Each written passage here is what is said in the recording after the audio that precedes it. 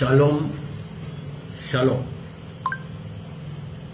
Kinshasa, mercredi 29 janvier 2025. Ici, c'est l'honorable Bitakwira Bihonahai Justin qui vous parle, comme je viens de le dire, de Kinshasa. Nous suivons tous de très près ce qui se passe en République démocratique du Congo en général, dans le nord Kivu et dans le sud Kivu, pour ne pas parler de l'est de la République démocratique du Congo.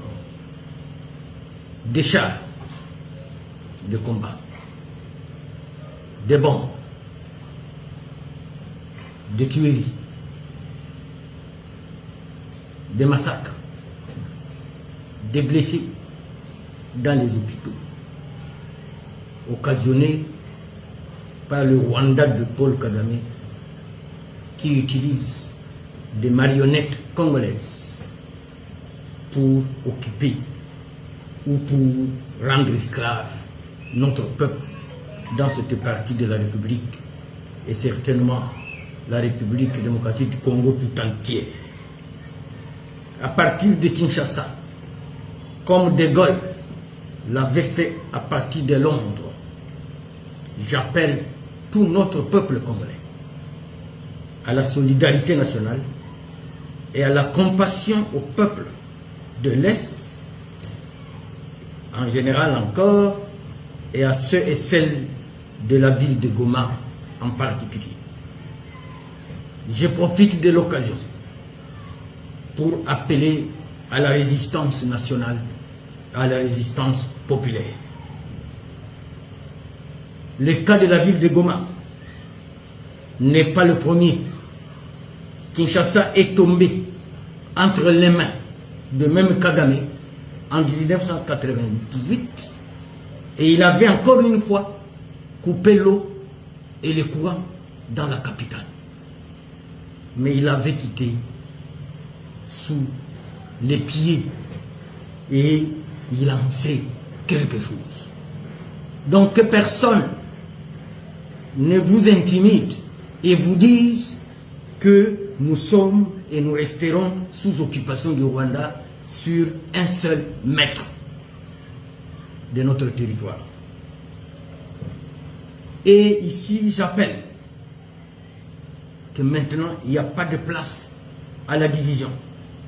Nous tous, autour du président de la République, qu'on l'aime, qu'on ne l'aime pas, nous devons l'aider à corriger les erreurs du passé.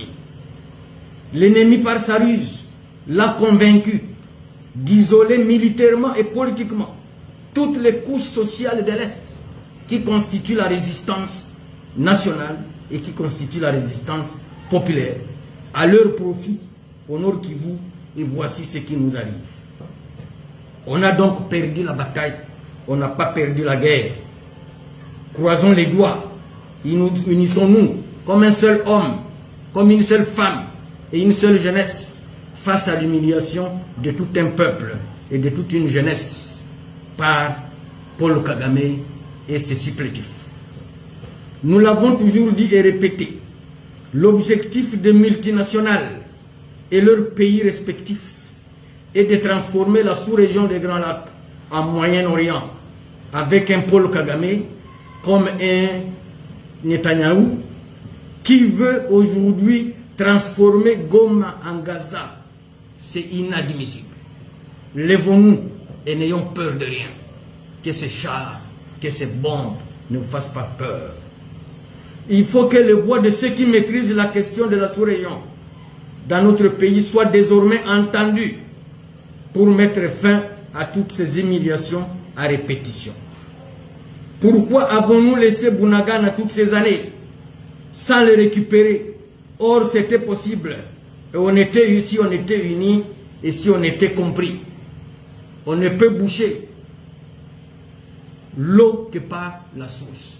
Donc, tout part par la prise de Bunagana. Nous sommes à plus de 100 millions d'habitants. nous pouvons avoir une armée même de plus de 2 millions d'hommes, tous les résistants y compris. Qu'est-ce qui nous l'empêche?